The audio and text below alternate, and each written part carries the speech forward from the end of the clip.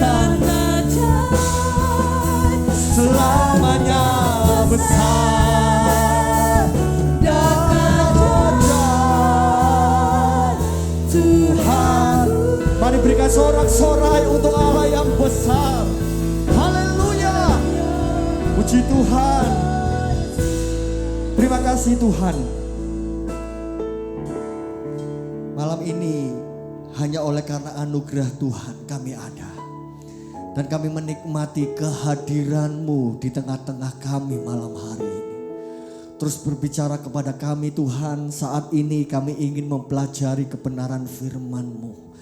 Kami sangat terbatas Tuhan. Biarlah Roh Kudus yang memimpin kami untuk kami dapat menangkap pesan firman-Mu. Berbicaralah kepada kami Tuhan. Beri kami rasa haus akan firman-Mu. Karena kami sangat percaya firman-Mu berkuasa atas kami. Kami berdiri, kami mengerti akan firman-Mu. Firman itu akan menguasai hidup kami. Firman-Mu itu menuntun langkah kami. Sepanjang perjalanan hidup kami. Hidup kami berkenan di hadapan Tuhan. Kami siap Tuhan di dalam nama Tuhan Yesus Kristus. Haleluya. Amin. Silakan duduk Bapak Ibu Saudara. Selamat malam, puji Tuhan. Haleluya. Senang sekali Bapak Ibu Saudara bisa melihat jemaat Tuhan hari Jumat ada di dalam sebuah perhimpunan persekutuan di tengah-tengah kondisi mungkin yang sangat lelah sepanjang hari bekerja menjadi tanggung jawab kita. Ada yang sekolah, bekerja, tapi malam ini menyempatkan diri untuk kita dapat menikmati hadirat Tuhan. Apa yang Bapak Ibu tabur, Bapak Ibu Saudara tuai semua untuk hormat kemuliaan nama Tuhan. Haleluya. Puji Tuhan Bapak Ibu Saudara, minggu ini saya bersama dengan Pak Edi mengikuti musyawarah kerja daerah di mana program yang telah disusun untuk kemajuan pekerjaan Tuhan, dan puji Tuhan banyak sekali terobosan-terobosan yang baru. Biarlah program ini dapat berjalan Bapak Ibu, dan satu hal yang harus kita ambil bagusnya, sekarang mau tidak mau Bapak Ibu Saudara kita masuk dalam era digitalisasi ya. Kemarin sepanjang kami rapat 3 hari 2 malam, istilahnya rapat kami itu paperless, jadi tanpa kertas sama sekali. Semua notulen, rancangan kerja, rancangan rapat, poin-poin apa yang akan dibicarakan semua sudah melalui soft file. Ya, sudah disebar di grup, kita tinggal buka, kita tinggal mengikuti. Rapat-rapat yang ada notulen semua sudah langsung harus di-share di grup WA, jadi semua tanpa kertas. Absensi pun sekarang sudah tanpa lagi memakai tanda tangan manual, pakai barcode scan ya. Di name tag kita ada QR-nya, masuk keluar itu di absen gitu ya. Selama rapat keluar masuk itu bisa kehitung berapa kali keluar masuk, karena kalau enggak biasanya nongkrong di kamar mandi ngobrol gitu ya. Kan karena rapatnya lama gitu bosen keluar masuk itu bisa ketahuan. Ya canggih Bapak Ibu. Saya berpikir SDM GPDI Theophilus bisa melakukan ini ya, keren sekali ya. Digitalisasi sekarang, mau enggak mau Bapak Ibu ya. Dan namanya belajar tidak memandang umur, betul ya Bapak Ibu ya, setuju ya. Nanti kita berhenti belajar kalau kita sudah bersama dengan Tuhan gitu ya. Selama kita masih ada hidup di dunia, tidak ada alasan untuk kita tidak belajar ya. Karena semuanya berubah, kalau kita tidak mengikuti, kita akan tertinggal misi gereja kita Bapak Ibu. Kita berjalan, perkembangan gereja itu mengikuti perkembangan zaman. Jadi zaman berubah, gereja juga harus berubah sesuai dengan kebenaran firman Tuhan, mengarah kepada hal yang lebih baik. Tujuannya satu, sempurna, jadi sama seperti Kristus. Amin. Kita mencapai visi gereja kita menjadi gereja yang berkualitas. Kita akan melanjutkan doa Bapa kami, Bapak Ibu. Kita sedang mempelajari Matius 6 ayat yang ke-9. Ajaran Yesus tentang doa Bapa kami. Kemarin kita sudah mempelajari kenapa dipanggil Bapa. Dan hari ini ada satu kata yang menarik sekali yang harus kita pelajari. Bapa kami yang ada di dalam sorga. Kenapa harus dimasukkan kata sorga itu? Ya, Bapa kami yang di sorga. Kalau Yesus mengatakan Bapa, pasti kita punya pemikiran, oh ya, dia Allah, Allah itu tempatnya di surga sesuai dengan kitab suci. Tetapi ini dimasukkan, Bapak Ibu, ada tujuannya supaya kita mengerti. Selama ini kalau saya tanya, konsep kita tentang surga itu apa? Ada pertanyaan muncul, surga itu di mana? Apa itu surga? Bagaimana kita harus memikirkan surga? Apakah arti surga di dalam Alkitab? Bagi kita apa artinya surga? Bapak Ibu, ada puji-pujian tentang surga itu digambarkan. Kalau kedukaan ada pujian, belakang langit biru ada mahkotaku. Wah, mahkota ada di surga. Berarti konsep kita surga di belakang langit biru. Lalu kita berpikir, oh harus mati dulu baru kita bisa sampai ke belakang langit biru. Surga ternyata jauh ya. Yang bisa lihat surga mungkin pemikiran kita, konsep kita. Ini para astronomi ya yang mempelajari ilmu tentang bintang. Mereka punya peralatan yang canggih, bisa melihat jagat raya. Oh, mungkin mereka yang bisa melihat surga. Ada astronot Rusia mengatakan, saya melihat surga. Itu kalau dihitung Bapak Ibu, cahaya yang begitu indah yang dia lihat di angkasa itu membutuhkan jutaan tahun untuk mencapai cahaya yang luar biasa tak terkatakan. Nah, kalau itu memang benar seperti itu yang dikatakan astronot, cuman para astronot yang bisa nyampe sana Bapak Ibu. Lalu kita harus jadi astronot dulu supaya bisa melihat surga. Sepertinya seolah-olah konsep kita selama ini surga ini jauh. Makanya itu sebab doa Bapa kami ini surga ini dimasukkan. Bapa kami yang ada di surga. Supaya kita mengerti konsepnya Bapak Ibu. Lalu kalau semuanya konsep itu sudah terekam dalam pikiran kita tanya bagaimana cara kita masuk ke surga. Kalau begitu jauhnya surga, doa kita apa bisa didengar? Karena jauh sekali. Nah, kalau konsep ini ada Bapak Ibu dalam hidup kita, ini menjadikan kita bahaya Bapak. Karena ketika kita berpikir bahwa surga itu jauh sekali di belakang langit biru. Orang Yahudi Bapak Ibu, saya mendapatkan artikel bagus sekali. Orang Yahudi itu punya konsep surga seperti ini Pak. Kalau kita mau ke surga itu perjalanan itu panjang. Karena bagi mereka surga itu mempunyai 7 tingkatan ya. 7 lapis gitu ya. Kayak kue lapis ya. Ada 7 lapis. Untuk mencapai 1 lapisnya butuh 500 tahun. Ini konsep orang Yahudi tentang surga. Nah, bayangkan kalau kita masuk sampai tingkat yang ke-7, berarti kita harus berapa tahun Bapak Ibu? 3.500 tahun. Nah, pemikiran-pemikiran seperti ini bisa berbahaya dalam hidup kita, menggoyahkan iman kita. Lalu kita berkata, surga itu tidak ada. Nah, itu sebab dalam doa Bapa kami, kenapa surga ini ditulis? Supaya kita bisa mengetahui benar tentang konsep surga itu. Apalagi sekarang ditambah dengan pengajaran-pengajaran yang keliru tentang surga. Banyak sekali Bapak Ibu berbicara tentang surga. Alkitab menulis, ia ada di sebelah kanan Bapa yang ada di surga. Tempatnya jauh di sana. Nah, gak heran Bapak Ibu. Lalu kita dalam doa kita, ketika iblis mengintimidasi kita berdoa sepertinya tidak dijawab. Lalu keluar konsep pemikiran manusia kita. Lah surga wadoy. Gak akan kedengaran doa kita. 3.000 kalau ikut konsepnya orang Yahudi. 3.500 tahun dibutuhkan untuk dapat mencapai surga lapis yang ketujuh. Lalu dimunculkan lagi lewat ayat-ayat Alkitab membuat kita bingung. Stefanus waktu dirajam mau mati. Bapak Ibu, apa yang Alkitab tulis?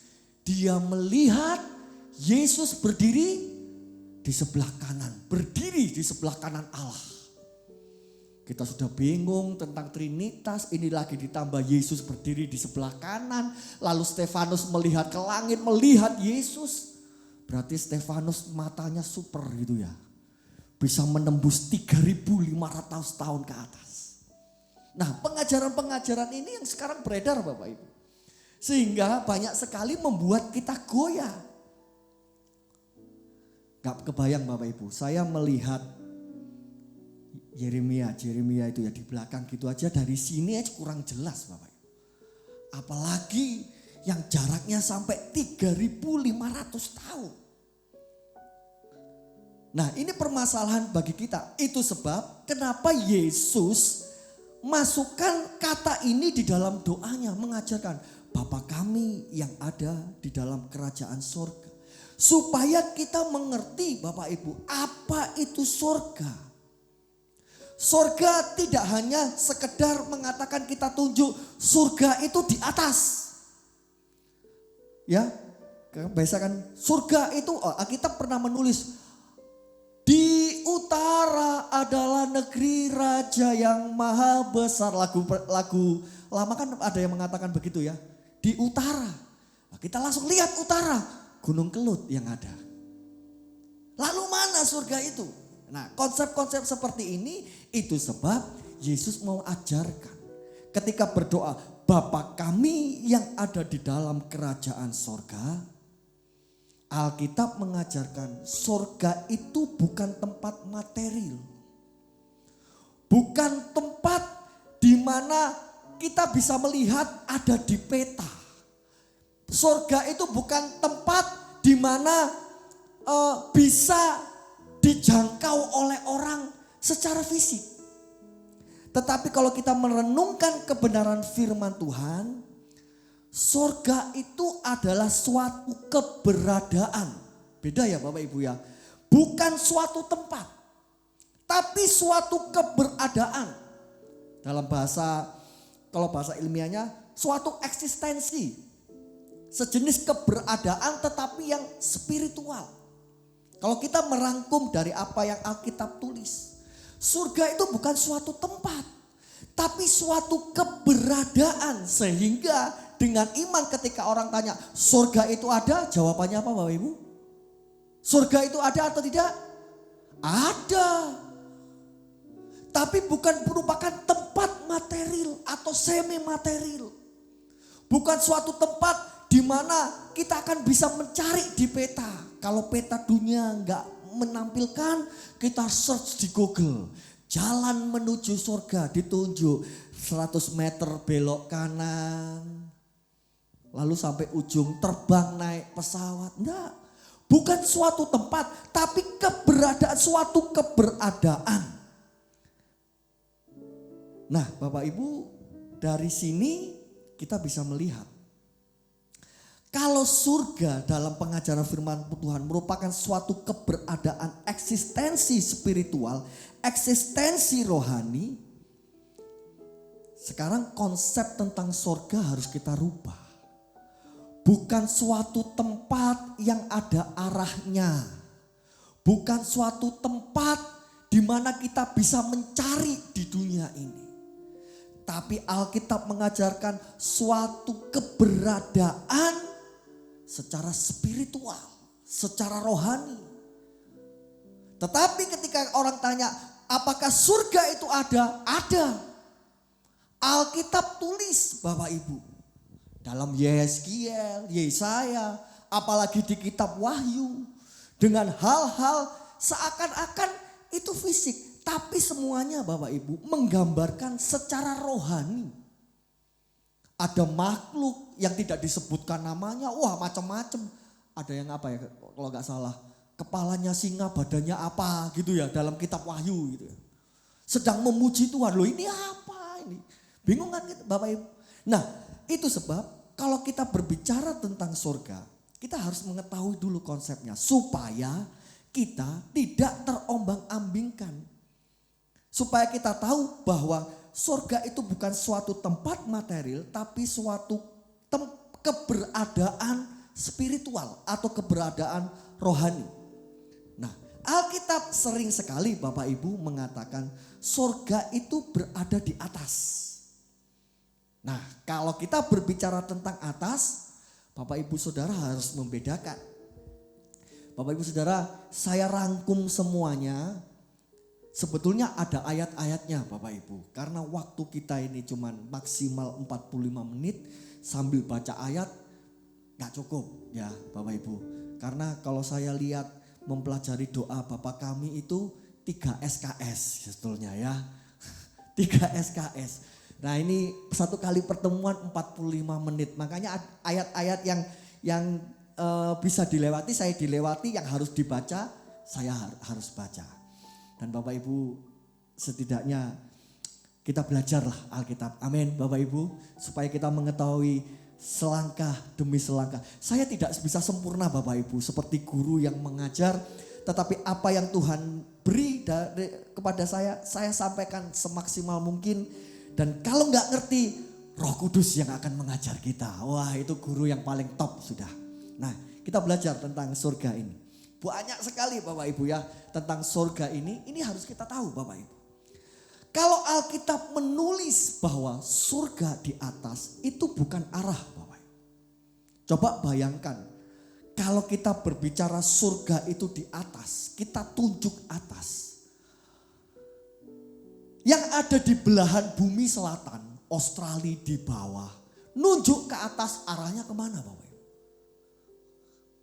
Arahnya ya karena bumi ini bulat Bapak Ibu. Sudah salah semua kalau kita nunjuk ke atas, yang sana atas, yang bagian selatan, bagian utara sama-sama nunjuk atas. Sudah gak karu-karuan arahnya. Nah Bapak Ibu yang Yesus katakan atas itu kita harus membedakan. Apakah secara surga secara jasmani atau secara surga secara rohani? Coba kita lihat Yohanes 3 ayat 31. Ini contoh Bapak Ibu. Ini contoh. Tampilkan Yohanes 3 ayat 31.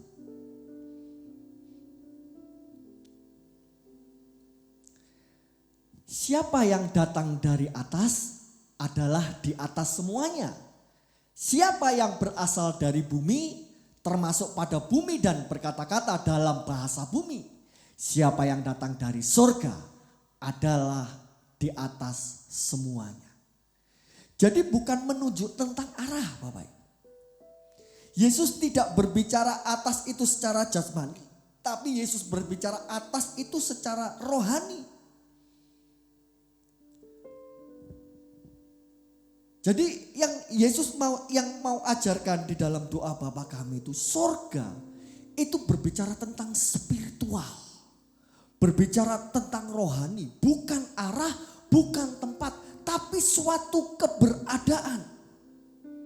Walaupun banyak sekali Alkitab mengatakan bahwa harus pikirkan hal-hal yang ada di atas. Misal Rasul Paulus mengatakan demikian. Yesus berasal dari atas. Itu berbicara tentang rohani Bapak Ibu. Coba buka lagi 1 Korintus 15 ayat 42. Di sini Paulus berbicara tentang kehidupan yang akan datang. 1 Korintus 15 ayat 42 dikatakan, demikian pula lah halnya dengan kebangkitan orang mati. Ditaburkan dalam kebinasaan, dibangkitkan dalam ketidakbinasaan. Nah hal-hal ini Bapak Ibu kalau kita perhatikan kata dibangkitkan itu menunjukkan dinaikkan ke atas. Ya, ditaburkan adalah tubuh alamiah, yang dibangkitkan adalah tubuh rohania. Jadi ini dua hal yang berbeda Bapak Ibu. Ya, dua hal yang berbeda. Jadi berbicara tentang surga, jasmani dan rohani itu tidak dapat digabungkan. Adam sebagai manusia yang pertama yang menjadi makhluk hidup. Manusia pertama itu berasal dari debu tanah. Itu sebab dinamakan Adama dalam bahasa aslinya. Kita kenal dengan Adam. Artinya Adama berasal dari debu tanah. Itu sebab ketika manusia meninggal, dikuburkan kembali kepada debu tanah. Tapi yang dibangkitkan adalah roh kita. Kehidupan rohani yang dibicarakan di dalam Alkitab. Jasmaninya sudah hancur bersama-sama dengan tanah. Nah, Bapak Ibu Saudara, kalau kita memahami ini, ada perbandingan yang signifikan, yang sangat mencolok kalau kita buat kolom antara bumi dan sorga, jasmani dan rohani. Tidak bisa digabungkan. Di Rasul Paulus ya, Rasul Paulus memberikan ada kolomnya Bapak Ibu ya. Sebetulnya saya harus buat PPT supaya lebih jelas lagi. Kalau di kolom satunya ini tentang surga, tentang rohani, banyak sekali Rasul Paulus ajarkan. Berbicara tentang bumi, jasmani, banyak sekali. Bedanya jauh sekali dan keduanya itu tidak dapat digabungkan. Itu sebab dari pengajaran doa Bapa kami, kita pelajari Bapak Ibu. Sorga itu bersifat rohani atau bersifat spiritual. Tidak dapat diukur dalam istilah jarak.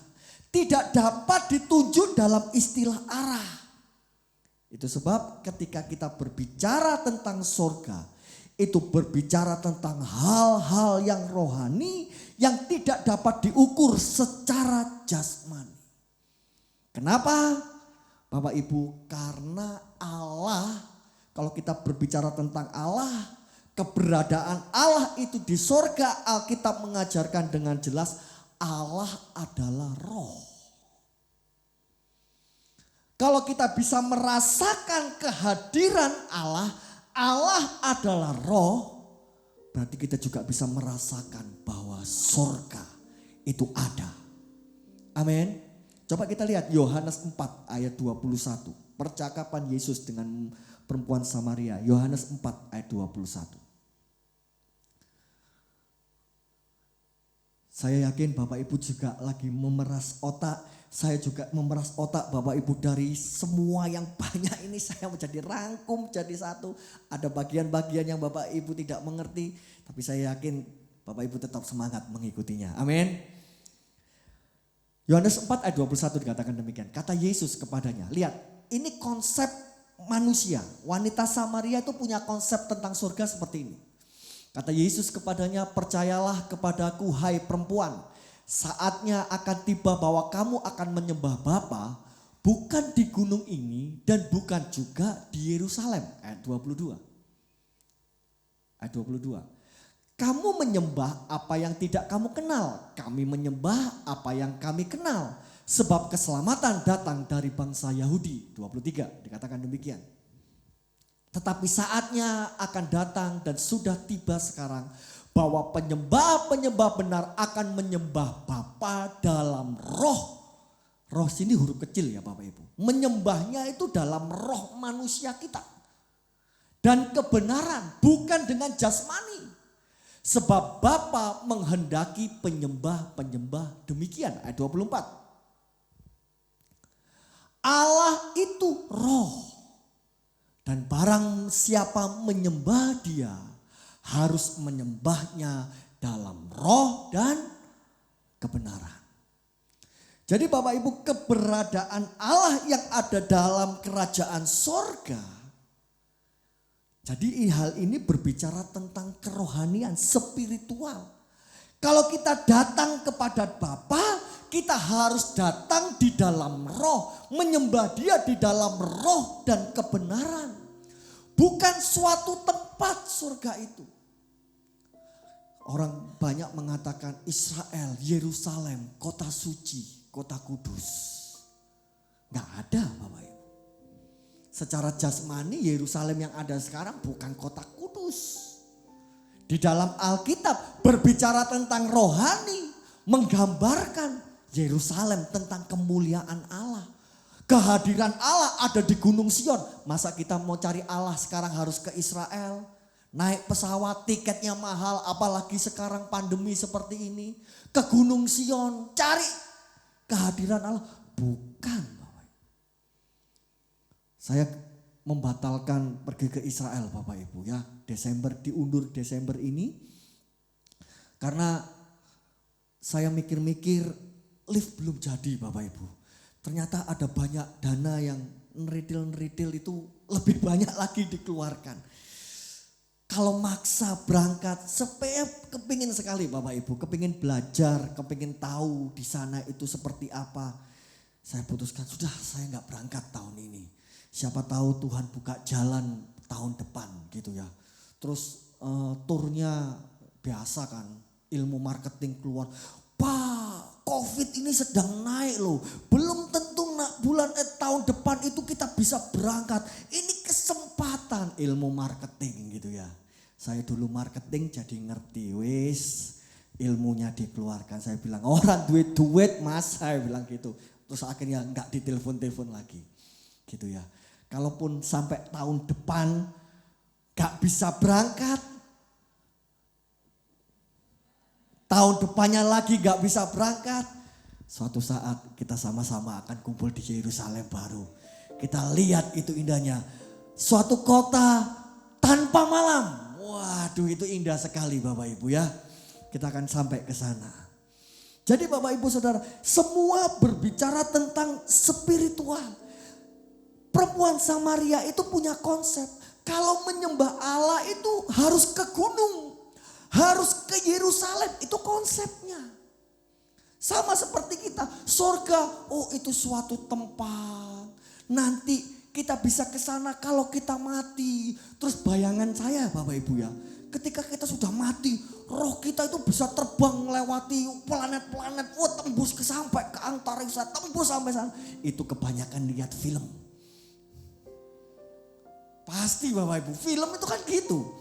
Diangkat ke surga. Tadi pagi, wah saya senang Bapak Ibu. Film Korea, klip film Korea. Film ini menggambarkan tentang neraka. Walaupun konsep Alkitabnya nggak ada. Tetapi mengerikan Bapak Ibu. Mengerikan. Jadi neraka itu juga punya 7 lapis. Kenapa nggak selalu mengambil 7 ya? Konsep Yahudi surga itu 7. Ini nerakanya 7. Neraka lapis 1 itu dia diperhadapkan dengan apa? Sampai kalau bisa tembus neraka lapis ke-7, dia berinkarnasi gitu ya. Kalau enggak, di setiap lapisan yang saya tangkap, setiap lapisan penghukuman itu mengerikan Bapak Ibu. Itu padahal film Bapak Ibu ya, dibuat oleh manusia dengan konsep neraka. Ngeri Bapak Ibu, tiap lapisan kalau enggak lolos, dihukum ke lapisan 1, 2, 3. Yang paling mengerikan Bapak Ibu, yang malas katanya ya. Di neraka lapis ketiga, orang-orang yang malas kalau nggak lolos di lapis ketiga, Bapak Ibu dibuat lari, kalau nggak lari dia digiles sama, kayak waduh kok besar sekali digiles, jadi harus lari terus. Oh ternyata orang malas masuk neraka, menurut film ini loh ya, yang malas-malas bertobat. Wah bagus Bapak Ibu ya, saya sempat hilang, saya cari lagi nggak ketemu. Wah ini bagus sekali, mengerikan, supaya kita tahu. Itu film aslinya Bapak Ibu. Waduh. Neraka itu penyiksaan kekal. Tinggal kita akan mendapatkan hidup yang kekal. Pasti semua orang seluruh dunia akan mendapat hidup yang kekal. Tinggal hidup kekal di mana Bapak Ibu? 2 tempat. Gak ada pilihan yang lain. Antara surga dan neraka. Sama-sama hidup kekal Bapak Ibu. Tetapi di dalam Yesus kita akan menikmati hidup kekal bersama dengan Bapa di surga selama-lamanya. Perempuan Samaria itu punya konsep seperti itu.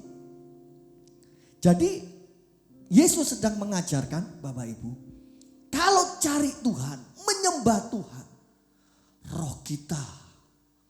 Bapak Ibu, saya merasakan sekali tadi saya duduk di belakang, 15 menit kita menyembah Tuhan. Tadi pas mulai jam 6. Saya benar-benar berkata terima kasih Tuhan, 15 menit berkualitas sekali. Saya menikmati, penyembahan tadi ya. Sambil saya buka, saya ikut menyembah, enak sekali suasananya. Jadi Bapak Ibu, roh kita yang kita harus berbicara tentang rohani di sini. Kita mendatang kepada Tuhan itu menyembah Tuhan di dalam roh dan kebenaran. Saat Allah ada surga hadir di tengah-tengah kita. Tidak ada batas ruang dan waktu, tidak ada arah. Karena Bapak Ibu, apa yang menjadi daya tarik surga bagi kita? Satu, aktor utamanya satu. Allah, Yesus Tuhan kita. Saya belajar Bapak Ibu, dalam buku itu mengatakan, surga tidak akan mempunyai daya tarik kalau tidak ada Yesus dalam kerajaan surga. Satu aktornya, Yesus. Dia yang menjadi daya tarik ketika kita berbicara tentang kerajaan surga. Allah sendiri yang menjadi sentral. Itu sebab Bapak Ibu, ketika kita datang kepada Tuhan, kerajaan Allah itu akan turun. Dalam poin berikutnya Bapak Ibu Saudara, di dalam pelajaran Bapa kami yang ada di surga, jadilah kehendakmu di bumi seperti di surga. Kita akan pelajari Bapak. Tapi yang saya mau angkat Bapak Ibu, ketika kita berbicara tentang surga, kita berbicara tentang rohani. Kalau roh kita gak bertumbuh Bapak Ibu, mustahil kita bisa percaya akan surga. Surga yang ada hanya konsep pemikiran manusia kita. Suatu tempat yang indah, lalu kita ambil ayat Alkitab. Ada batu-batu yang indah, lantainya dari emas. Kita semua buat konsep secara lahiriah. Karena apa yang kita dilihat di bumi, oh emas jadi lantai. Batu-batu, batu-batu akik dijejer-jejer. Bayangan kita seperti itu. Jauh sekali Bapak. Kalau kita berbicara tentang surga, berbicara tentang rohani. Paulus sendiri Bapak Ibu mengatakan bahwa kalau kita berbicara surga itu berbicara Allah. Filipi 1 ayat 23. Coba tampilkan ayat ini. Masih ada waktu. Filipi 1 ayat 23.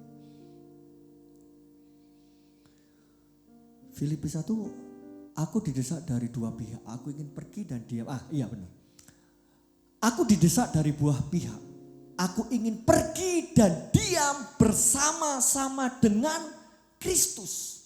Kenapa Paulus mengatakan aku ingin pergi dan diam di surga? Kenapa tidak ditulis seperti itu? Karena surga tidak punya daya tarik tanpa Kristus. Aku ingin pergi dan diam bersama-sama dengan Kristus. Itu memang jauh lebih baik. Coba 2 Korintus, saya lupa nulis ayatnya Bapak Ibu ya, ada di 2 Korintus 5. Jadi Bapak Ibu Saudara, mari tumbuhkan kerohanian kita. Bapa kami yang ada dalam kerajaan sorga, ketika berbicara tentang sorga, konsep kita harus benar. Dan untuk mengalami sorga Bapak Ibu, kalimat berikutnya dalam ajaran doa Bapa kami, melakukan kehendak Allah. Jadilah kehendakmu di bumi seperti di sorga. Tidak bisa kita mengalami sorga Bapak Ibu, tanpa kita melakukan kehendak Allah. Jika kehendak Allah jadi dengan sempurna di dalam kehidupan kita, kita akan mengalami sorga. Bukan besok, bukan lusa, bukan yang akan datang, tapi hari ini, sekarang juga. Lakukan kehendak Bapa. Dan Bapak Ibu, kalau kita berbicara kehendak Bapa, kalimat ini yang harus masuk dalam hidup kita. Janganlah hidup di dalam dosa. Dosa tidak akan membawa kita masuk jauh lebih dalam lagi untuk bisa berjumpa dengan hadirat Tuhan. Bapak Ibu Saudara, hasil mukerda kemarin karena di live Bapak Ibu saya bisa sampaikan di tempat ini. Banyak hamba Tuhan jatuh karena keuangan Bapak Ibu. Bantu doa kami, saya Pak Edi, Bu Christine sebagai gembala dan wakil gembala. Untuk kami terus bisa mengajarkan kebenaran firman Tuhan. Dan hidup kami sendiri tidak jatuh Bapak Ibu. Waduh mengerikan Bapak Ibu. Saya kemarin mengikuti mukerda ini. Waduh kalau itu bisa terjadi. Yang notabene adalah hamba-hamba Tuhan. Yang bagi saya itu diurapi oleh Tuhan. Dipilih Tuhan sebagai pemimpin. hal keuangan saya kembalikan ke diri saya. Siapa saya Tuhan? Nah kalau itu terjadi Bapak Ibu, wah mengerikan Bapak Ibu. Nominalnya bukan ratusan ribu, bukan jutaan, 2 juta, ratusan juta Bapak Ibu. Saya ngeri sekali Bapak Ibu, mengerikan sekali. Dan hari-hari ini kalau Alkitab menulis sedang masa penampian. Kita benar-benar Tuhan lagi cari emas yang murni Bapak Ibu. Gak akan cari emas 99,9%, tidak. Benar-benar cari emas yang murni. Dan emas itu harus diuji kemurniannya. Dengan apa? Dengan api. Saya berdoa kita semua jemaat GBDI Theophilus akan muncul dengan ujian yang ada. Tampil seperti emas yang murni. Amin. Amin. Bapak Ibu, kalau kita berbicara kehendak Bapa di sorga. Satu hal ini Bapak Ibu, kita harus jauhi yang namanya dosa. Dosa tidak akan bisa membawa kita bisa berjumpa dengan Tuhan. Roh kita mau bagaimana Bapak Ibu kalau dosa itu mengikat dalam hidup kita. Roh kita tidak bertumbuh bagaimana? Allah itu adalah roh. Barang siapa yang mau datang dengan roh, menyembah dengan roh. Hidup di dalam kebenaran. Berat, oh iya berat. Tapi itu harus kita lakukan Bapak Ibu. Karena itu harga yang harus kita bayar. Salibkan daging kita. Kalau tidak Bapak Ibu, bahaya. Kita tidak bisa menikmati yang namanya sorga. Karena sorga berbicara hal yang rohani. Bukan tempat, bukan perjuangan, bukan usaha perjalanan kita untuk mencapai sorga. Tapi berbicara hal-hal yang rohani. Itu sebab 1 Korintus 2 ayat yang terakhir. 1 Korintus 2 ayat 9.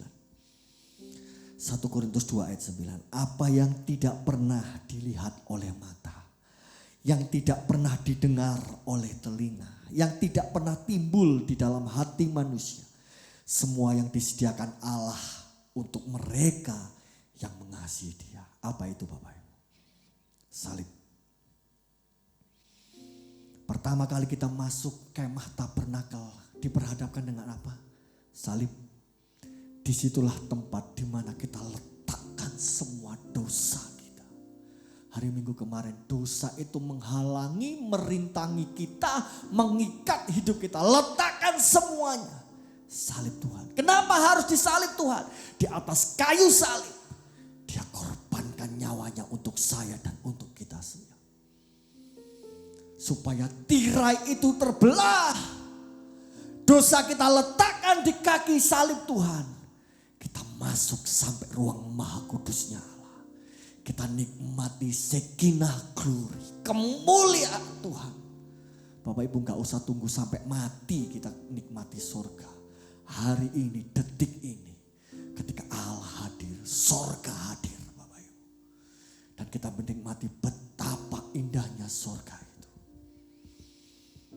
Bapak Ibu Saudara, walaupun saya ngerangkumnya mekso gitu ya istilahnya. Bapak Ibu saya yakin bisa tangkap hal yang rohani malam hari ini. Mari Bapak Ibu perjuangkan kehidupan kita. Hidup benar di hadapan Tuhan. Itu sebab pengajaran ini penting. Doa Bapa kami yang ada di sorga. Kita belajar Bapak Ibu. Tuhan mau hidup kita, kerohanian kita mengalami pertumbuhan dan peningkatan. Supaya apa Bapak Ibu? Kita dapat menikmati hadirat Allah. Lagu yang pertama tadi Rizky. Singer bisa bantu saya? Haleluya, haleluya, haleluya. Roh Kudus hadir di sini. Pribadi yang menawan dan suci. Ku rindu mendekat, mengerti hatimu, berjalan dalam kuasa-Mu. Roh Kudus hadir di sini.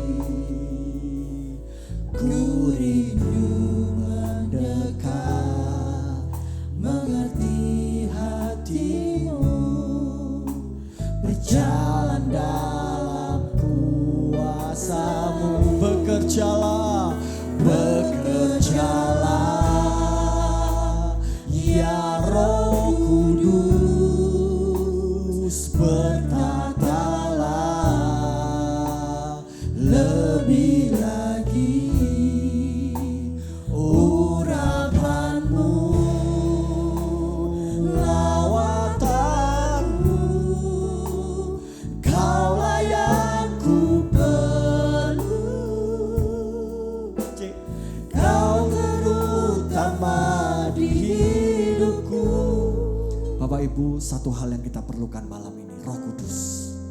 Roh Allah sendiri yang menguasai hidup kita. Kita perlu sekali Roh Kudus. Amin. Saya undang kita semua bangkit berdiri. Mari katakan, Roh Kudus hadir di sini. Pribadi yang menawan dan suci. Ku rindu mendekat, mengerti hatimu, berjalan dalam kehendak-Mu. Roh Kudus manis dan lembut. Haleluya, haleluya. Penolong yang sejati dan suci.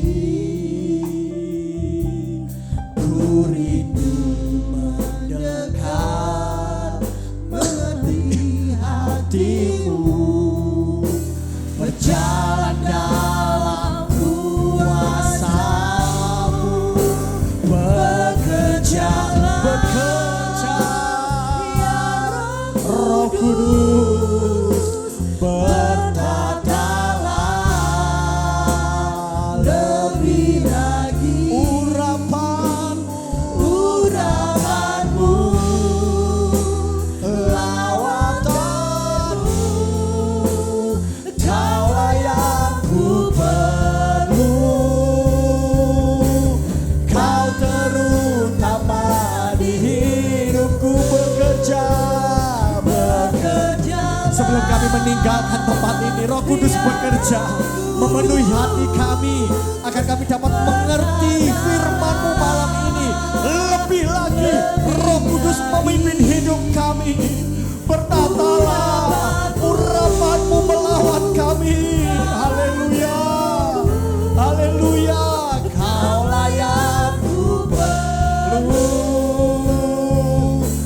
Kau terutama di hidupku, bekerja. Roh Kudus, haleluya. Bertatalah, haleluya, haleluya, haleluya, haleluya, haleluya, haleluya, haleluya, haleluya. Lawatanmu, Kaulah yang ku perlu.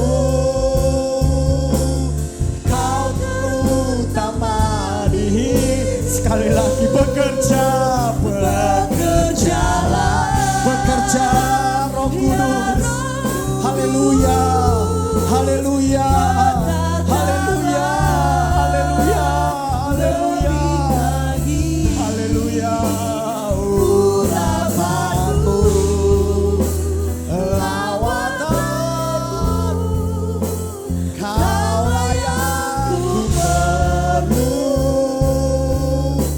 Kau terutama di hidupku. Mari kita sembah Tuhan.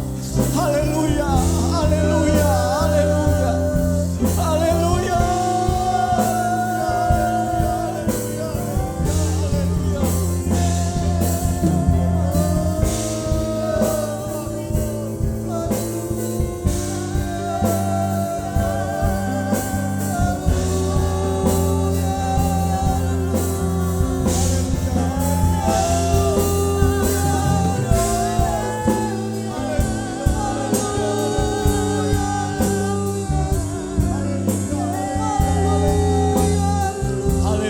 haleluya, haleluya, haleluya, haleluya, haleluya. Terima kasih Tuhan, terima kasih. Terima kasih Tuhan, terima kasih Tuhan, terima kasih Yesus. Terima kasih pekerjaan Roh Kudus-Mu malam ini Tuhan. Walaupun secara singkat waktu kami terbatas, tetapi pekerjaan Roh Kudus-Mu tidak terbatas di dalam hidup kami. Terima kasih Tuhan, kembalikan kami Jumat depan untuk kami dapat menggali kebenaran firman-Mu lebih lagi. Agar apa yang ingin Kau sampaikan di dalam hidup kami membangun kerohanian kami lebih lagi. Roh Kudus bekerja berkarya dalam hidup kami, menuntun langkah hidup kami, membawa hidup kami untuk kami menjauhi dosa. Kami ingin melakukan kehendak-Mu Tuhan. Jadilah kehendak-Mu di dalam hidup kami. Kami menikmati suasana sorga terjadi di dalam hidup kami. Terima kasih Tuhan, memberkati umat-Mu malam ini, membawa hidup mereka masuk ke dalam bait-Mu, menikmati, menyembah Engkau Tuhan. Tuhan Yesus balas lipat kali ganda berkat anugerah Tuhan. Perjalanan pulang ke rumah masing-masing, jauh dekat Tuhan, hentar lindungi. Kembalikan kami Tuhan dalam sebuah persekutuan yang indah. Dan biarlah semua untuk hormat kemuliaan nama Tuhan. Kami akhiri persekutuan malam ini. Kami mengangkat tangan menerima berkat yang daripada Tuhan. Kiranya berkat dari Allah Bapa, cinta kasih sayang dari Tuhan Yesus Kristus, penyertaan oleh kuat kuasa Roh Kudus menyertai kami hari ini sampai selama-lamanya. Kami terima berkat Tuhan di dalam nama Tuhan Yesus Kristus. Haleluya. Amin.